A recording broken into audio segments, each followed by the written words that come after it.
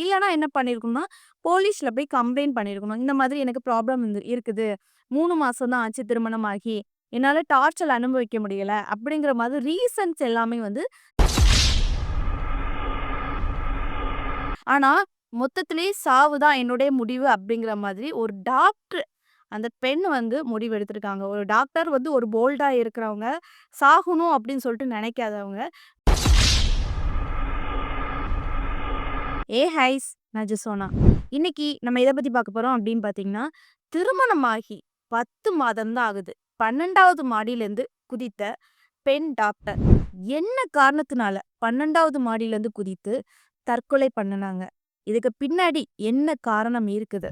இதெல்லாம் பத்தி தான் முழுக்க முழுக்க நம்ம வீடியோல பார்க்க போறோம். இந்த வீடியோக்குள்ள போறதுக்கு முன்னாடி, இந்த வீடியோ பத்தின கருத்து ஏதாவது உங்களுக்கு இருந்துச்சுன்னா, கமெண்ட்ல தெரிவிங்க. ஏன்னா உங்களுடைய கமெண்ட்ட பார்த்துட்டு நாங்க நெக்ஸ்ட் வீடியோ இன்னும் பெஸ்ட்டா எடுக்கிறதுக்கு யூஸ்ஃபுல்லா இருக்கும். வாங்க வீடியோக்குள்ள போய் பார்த்து தெரிஞ்சுக்கலாம்.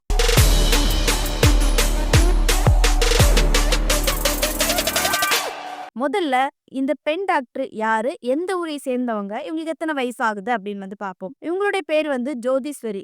இவங்களோட வயசு வந்து 30 வயசு ஆகுது.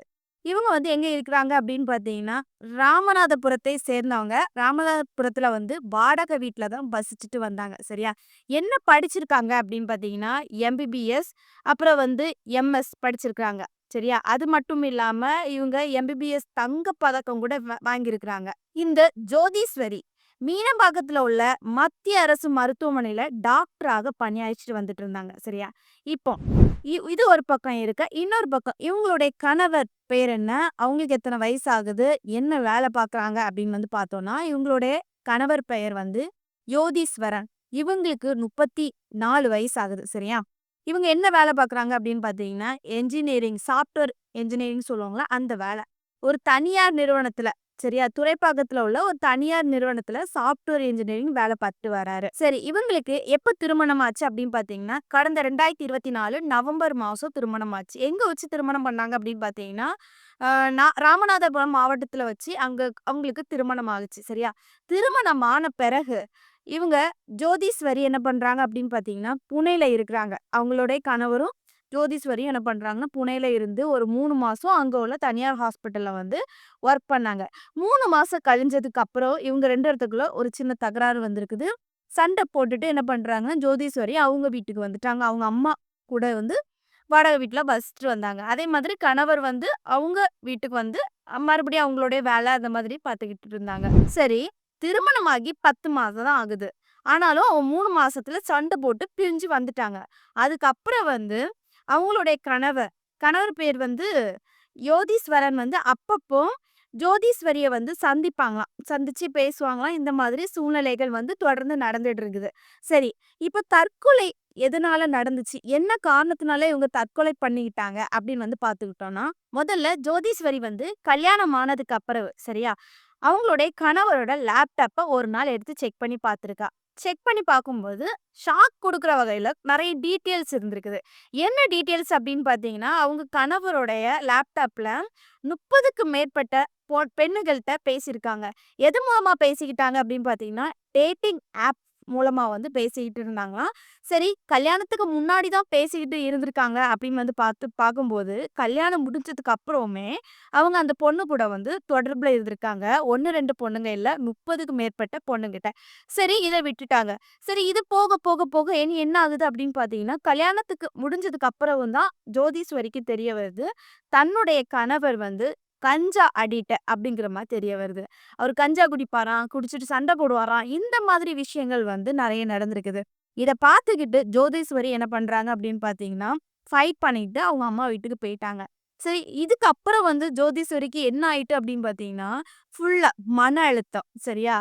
ஒரே மனசு கஷ்டமா இருந்திருக்கு. இந்த மாதிரி லைஃப் அமைஞ்சுட்டே அப்படிங்கிற மாதிரி ஒவ்வொரு நாள்லயுமே அவங்க திங்க் பண்ணிக்கிட்டே இருந்திருக்காங்க. இதனால வந்து இதய வலி, அப்புறம் வந்து மன உளைச்சல், இப்படி டிப்ரஷன் எல்லாமே இவங்கள மொத்தமா வந்து ரொம்ப மைண்ட குழப்பி, ரொம்ப பிரச்சனைக்கு உள்ளாயிட்டாங்க. ஆனாலுமே அவங்களுடைய கணவர் அப்பப்போ போய் மீட் பண்ணி பேசிக்கிட்டாங்க. அப்பவும் ஃபைட் பண்ணாங்க அப்படிங்கிற மாரி தான் சொல்லப்படுது. சரியா? இவங்க என்னைக்கு சூசைட் அட்டெண்ட் பண்ணிக்கிட்டாங்க அப்படின்னு வந்து பார்த்தீங்கன்னா, சுதந்திர தினம் அன்று 15 8வது மாசம் 2025 அன்று தான் சூசைட் அட்டெண்ட் பண்ணியிருக்காங்க. எங்க வச்சு இந்த சூசைட் அட்டெண்ட் பண்ணாங்க அப்படின்னு பார்த்தீங்கன்னா, ஜோதீஸ்வரி எப்பவும் போல விடுமுறை அன்று என்ன பண்ணியிருக்காங்க, தன்னுடைய சரி சகோதரர் வீட்டுக்கு போவோம் அப்படிங்கிற மாதிரி முடிவெடுத்து முத்துலட்சுமி அவங்க வீட்டுக்கு வசிக்கிறாங்க சரியா? அவங்க வீட்டுக்கு போயிருக்காங்க. போயி அங்க வந்து காலையில இருந்து மாலை வரைக்கும் இருந்திருக்காங்க. அதுக்கப்புறம் வந்து ஜோதீஸ்வரி அவங்கள்ட்ட சொல்லியிருக்காங்க, "நான் வீட்டுக்கு கிளம்புறேன். நான் வந்து போறேன்" அப்படின்னு சொல்லிட்டு அவங்களுடைய திங்ஸ் எல்லாமே பேக் பண்ணியிருக்காங்க. பேக் பண்ணி என்ன பண்ணியிருக்காங்கன்னா, சரி வீட்டுக்கு போறேன்னு சொல்லிட்டு போனவங்க, வீட்டுக்கு போகாம, கீழ போகாம லிஃப்ட் வழியா 12வது மாடிக்கு போயிருக்காங்க. சரியா?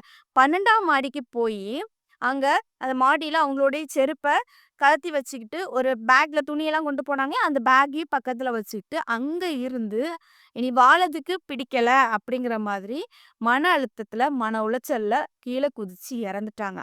கீழ குதிச்சு அவங்களுக்கு மண்டையில அதிகமா அடிபட்டதுனால ஸ்பாட்லயே அவங்க வந்து இறந்துட்டாங்க. எந்த இடத்துல வச்சு இந்த சம்பவத்த பண்ணிக்கிட்டாங்க அப்படின்னு பார்த்தீங்கன்னா, பெருங்குளத்தூர்ல உள்ள ஸ்ரீராம் கேட்வே அபார்ட்மெண்ட்ல வச்சு இந்த தற்கொலைய பண்ணிக்கிட்டாங்க.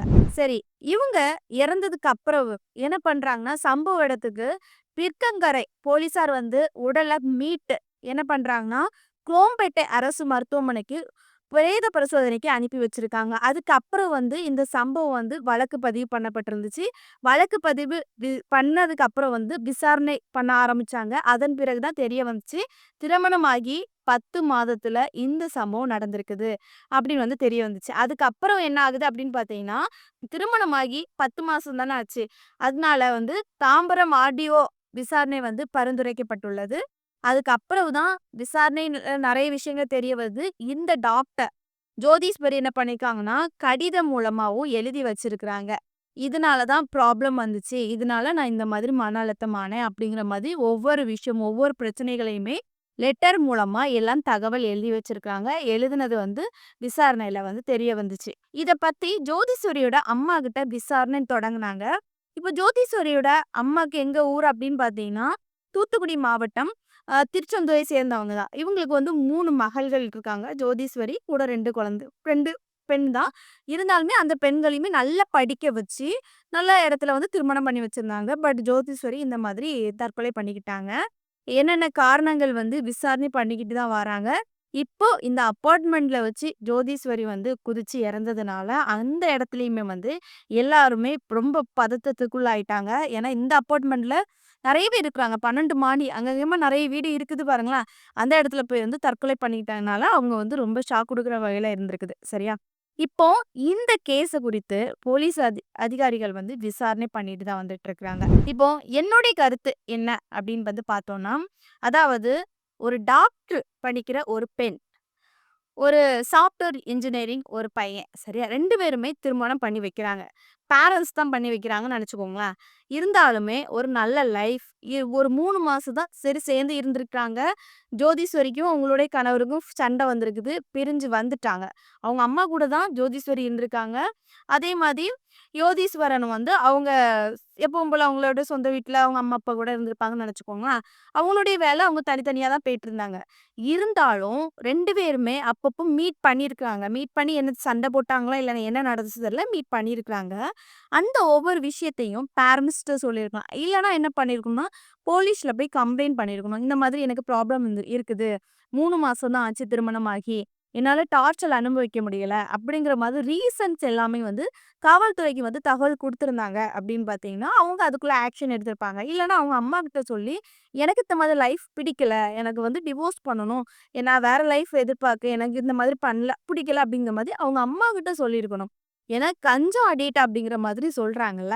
அப்ப அத அவங்க முன்கூட்டியே வந்து போலீஸ் அதிகாரிகள்ட்ட தகவல் குடுத்திருந்தாங்கன்னா, அதுக்குள்ள ஆக்ஷன் எடுத்திருப்பாங்க. இவங்க ப்ராப்பரான வேற லைஃப் தேடி இருக்கலாம். இந்த மாதிரி சூசைட் அட்டெம்ப்ட் பண்ணி சாகணும் அப்படின்னு சொல்லிட்டு ஒரு முடிவே கிடையாது.